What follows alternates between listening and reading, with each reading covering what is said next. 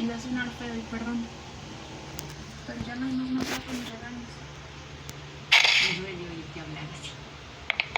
Pero es verdad.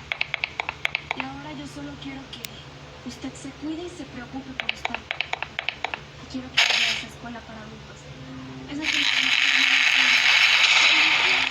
¿para qué? Porque tiene que hacer algo que le gusta, que le haga bien. Usted siempre ha querido aprender a leer y escribir. Hágalo, se lo merece. Hablas con tanta sabiduría. Ya no eres una niña.